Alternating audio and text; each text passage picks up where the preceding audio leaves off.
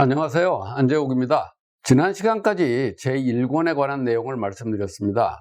오늘은 제2권에 관한 내용을 말씀드리겠습니다. 제2권은 자본 축적에 관한 것입니다. 지난 시간에 잠깐 언급한 것처럼 아담 스미스는 자본 축적이 경제 성장의 중요한 조건이라고 합니다.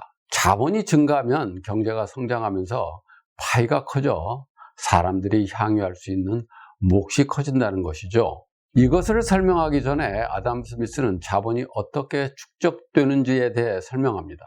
먼저 충분한 자산, 스탁이 있어야 한다고 합니다. 충분한 자산이 없으면 자산을 이용하여 수입을 늘릴 생각을 하지 않을 뿐만 아니라 노동만을 통해서 수입을 얻고 그것으로 생활한다는 것이죠. 그러나 장기간 지낼 수 있을 만큼 충분한 자산이 있으면 자산의 대부분을 이용하여 수입을 얻으려고 노력할 것이라고 합니다. 이 경우 자산을 두 부분으로 나누죠. 수입이 발생하리라 기대하는 부분과 직접적인 소비를 위한 부분으로 분류합니다. 그리고 전자, 즉 수입이 발생하리라고 기대하는 부분을 자본, 캐피탈이라고 합니다. 그리고 다시 자본을 유동자본과 고정자본으로 나눕니다.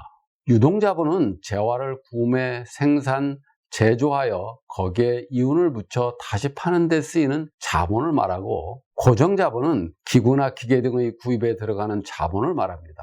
그리고 이에 대해 고정자본과 유동자본에 대해 자세히 설명합니다. 여기서 중요한 것은 화폐와 자본의 구분입니다. 화폐가 교환의 매개체로서 생성 발전되어 왔고, 화폐가 경제의 효율성을 증진시킨다는 사실은 제6강에서 설명했었죠. 아담 스미스는 화폐는 교환의 매개체 기능을 할 뿐 진정한 부가 아니라는 것입니다. 이것 역시 획기적인 생각이죠. 진정한 부는 화폐가 구매하는 재화와 서비스의 양에 있는 것이지 화폐 자체에 있는 것이 아니라고 하죠.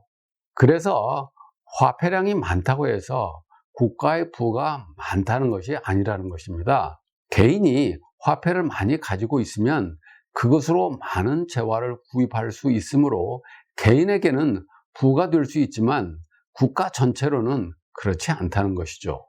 중요한 유통수단이자 상거래 수단인 화폐는 모든 업종에서의 도구처럼 매우 유용한 자본이긴 하지만 사회 전체 수입의 일부분도 될 수 없다. 또 금속 조각으로 이루어진 화폐는 유통 과정에서 모든 사람에게 매년 수입으로서 분배되지만 그 자체로는 그 사회 전체 수입에 속할 수 없다.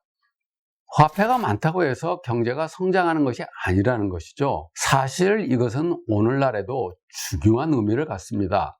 화폐가 경제를 성장시키는 요인이라면 지구상에 가난한 나라가 있을 수 없겠죠. 화폐를 마구 찍어내면 될 테니까요. 그러나 잘 알다시피 화폐를 마구 찍어낸 국가들이 다 망가지고 추락한 것을 보면 이것은 사실이 아님이 분명합니다. 아르헨티나나 베네수엘라가 단적인 예입니다. 제 생각에 제2권 3장이 국부론의 핵심적인 것 같습니다. 여기서 경제 성장에서 중요한 것이 자본 축적이고 그 자본 축적은 저축 또는 전략에서 나온다고 하고 있죠. 아담 스미스는 노동을 생산적 노동과 비생산적 노동으로 나눕니다.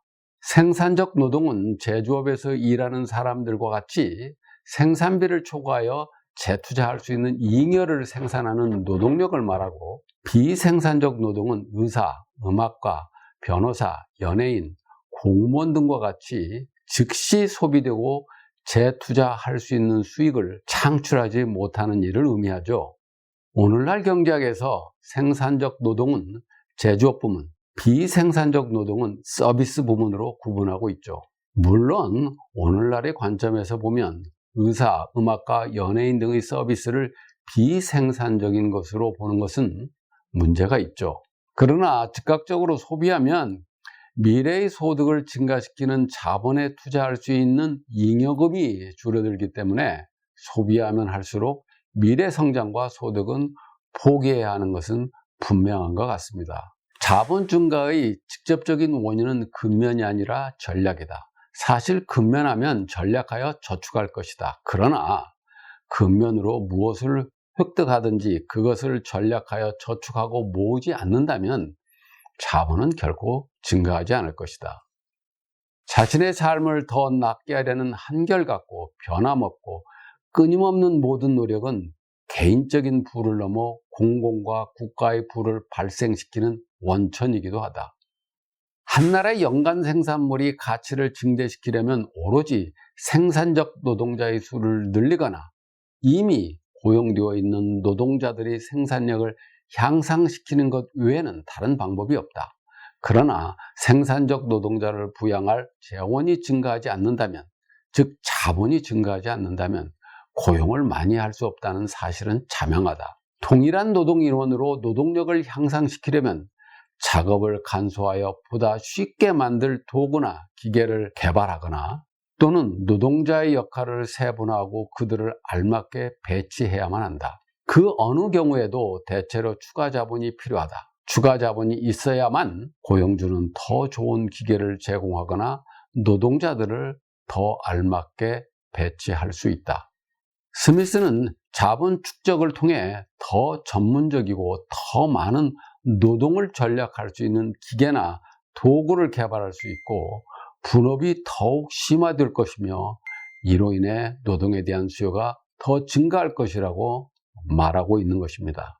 결국 자본이 확장될수록 임금은 상승할 것이라는 것이죠. 제2권이 우리에게 시사하는 점은 재화를 모두 소비하는 대신 그 일부를 전략하면 생산 자본을 늘릴 수 있고 이는 결국 미래에 우리가 향유할 수 있는 재화를 증가시킬 수 있다는 것이죠. 이것은 경제 내에 있는 화폐의 양과는 무관한 것입니다. 이것은 현대에서도 변치 않은 경제 성장 이론의 핵심입니다. 아담 스미스가 얼마나 탁월한 학자인지를 알 수 있죠. 오늘은 자본 축적이 어떻게 이루어져야 하는지 그리고 경제 성장과 노동자의 임금 상승에 자본 축적이 얼마나 중요한지에 대해서 말씀드렸습니다. 그럼 다음 시간에 뵙겠습니다. 고맙습니다.